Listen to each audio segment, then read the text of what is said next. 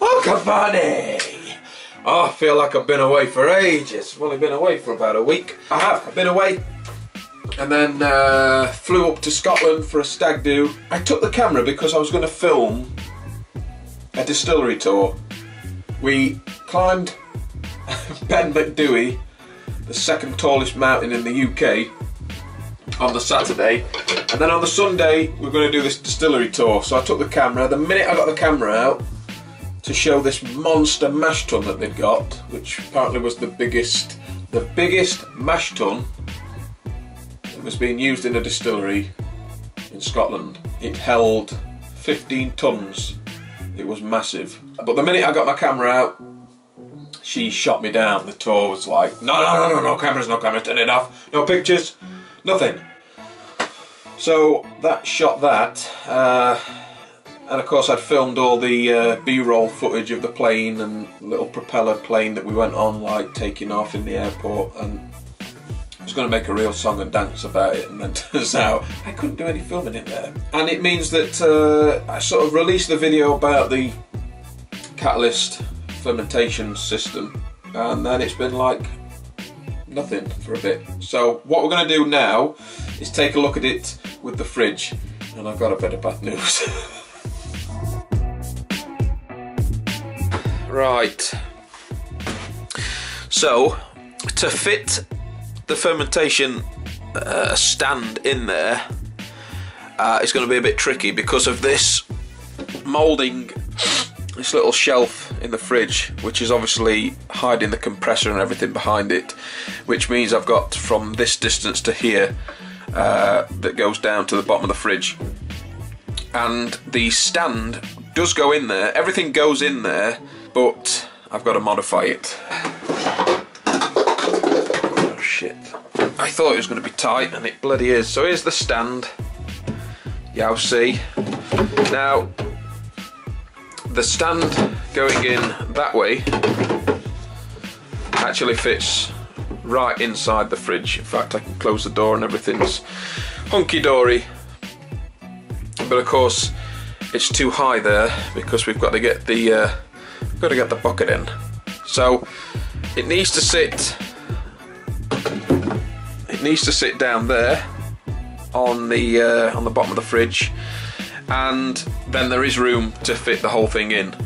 But we need to get it back, which means that these back legs, uno, dos, need modifying, which means I basically need to cut them off, sort of there and there, so that it sits down. So it'll be resting on this shelf and on the floor. The things we friggin' do. You know, I was like umming and ahhing about what to do with it. In my mind, I've just got two options, which were basically to brew up a beer and ferment it in the catalyst, using the stand as is, using everything as is, but then I won't be able to use temperature control for fermentation. And then the other option is, like I just explained, modifying the frame so that it does go in the fridge, and then constructing a box that I can then put the stand on so it levels it up once I've taken it out of the fridge, because that's the other thing. I thought long and hard about it, and I think the only thing that I'd be missing on a review for the product is a stability test of the frame intact with the liquid in it. So I think what we're going to do now is we're going to film that section of the stability test. So we're going to fill the fermenter up with the liquid, just some water to get weight in it, sit it in the stand, and we'll give it a good sort of test on how stable it is. But I think that's where we're going to go with it. I'm going to have to modify it because there's no point me using it if I can't get it in the fridge. So that's it. So here we go then. You're going to get an idea of how stable she's going to be if you want to ferment it out in the open in the house.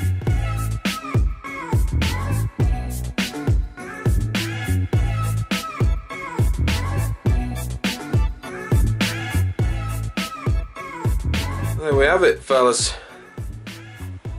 There we friggin' have it. she's full of now fermenting beer. Let's just imagine that. So stability test.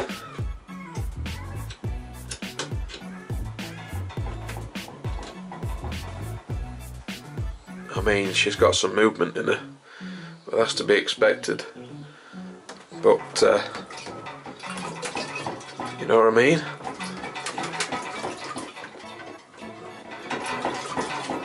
I mean, that's pretty solid actually. I'm impressed with that. I mean, no one's going to come past and do that, is there? No one's going to come past and do that to your beer. We'll say you had a couple of kids running around, falling out, pushing each other. I mean, that's moving the whole bloody bench, that.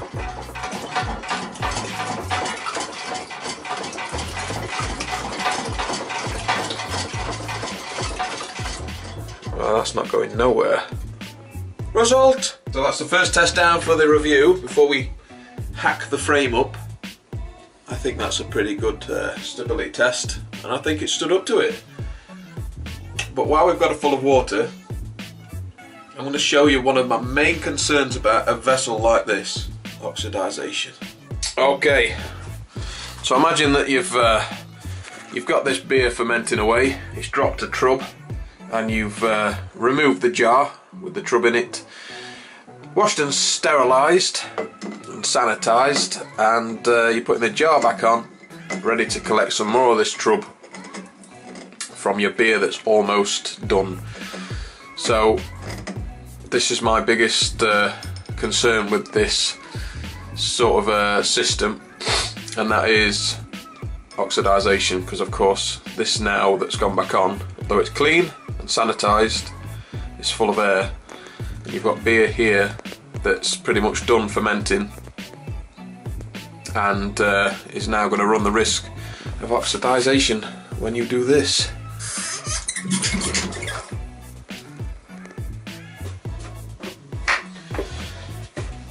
So from everyone that I've watched that's used it in the States, they don't seem to worry too much about it. They just sort of do several trub drops, clean out the jar, screw it back on, and just open it straight back up, and of course it just bubbles straight through the beer, and no one seems to worry too much about it. But when I was watching that happen before I got sent this, I was doing a bit of research on it, and that was one of the main concerns. And it's not just a fault with this product, it's a con of every system like this where you're collecting trub, where you've got to screw an empty jar on, or an empty ball like on the fast ferment, and then open her up again. I'm going to have to come up with a way around that. I think we discussed it when I unboxed it, but I think the way to do it is to purge the jar with CO2 from the gas, and then when you open it up, you've got CO2 going through it instead of oxygen. It would be nice, and it would be a complete change from the other systems. You could incorporate some sort of gas port so you can hook your gas up, purge the jar completely while it's all screwed up, and then dump. That would rectify the problem. So next Saturday we're going to be brewing up, actually going to be brewing up the Coconut Shy PA. Now the recipe's out there. I know Jay Curry's already brewed his version up of it, but I'm going to be doing up a version here, and we're going to be using the new fermenter to ferment it out.